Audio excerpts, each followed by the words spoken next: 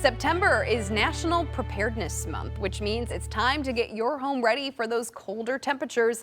Here to help and to make sure you avoid scams in the process is Melanie Ducanel. She's the president and CEO of the Better Business Bureau of Eastern Michigan and the UP. Thanks for waking up early with us, Melanie. It's my pleasure. So what are some of the key things people should be doing right now as we approach those colder temperatures? So think about the things that keep us warm in the winter. So we want a good solid roof. We want a solid basement. We want to make sure that our windows are tight.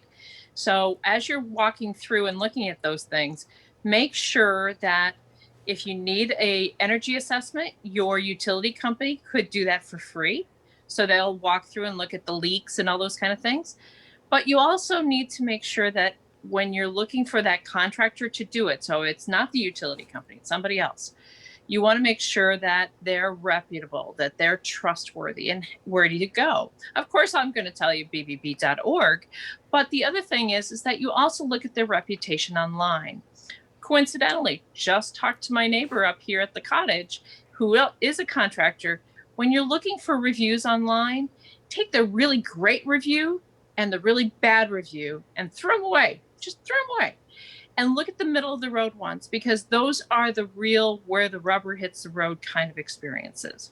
That's really good advice. And, you mentioned that, be careful with contractors and be on the lookout there. What are some of the common scams that you see with contractors coming into people's homes?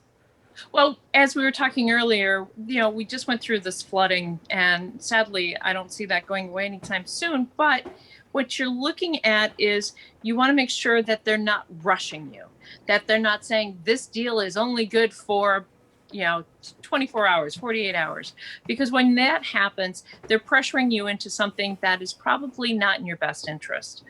And when that due date is so close, they're trying to get everything put together very quickly.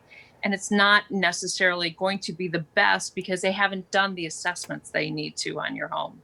And with so many families still recovering from the aftermath of this flooding, Melanie, do you think some people might be more susceptible to those scams right now? Yes, because they're desperate. Contractors right now are so busy because they have their own labor shortages. And when you're looking at contractors right now are scheduling out to next year already, and that's including exterior work. They'll do work in the winter. They don't want to. They don't have a lot of people that want to do that, but they'll do it as best they can. But when you're looking at, so we've had the power outages and we've had the flooding. I've got a contractor that is literally doing exterior improvements in January. Can you survive until January? Is your home going to be safe? So you want to make sure that you try to get on the calendar as quickly as possible. Now, we talked about some of the red flags to look out for with contractors. Are you seeing an uptick right now in home improvement related scams? And what should you do if you're seeing something that you're not feeling good about? Sure.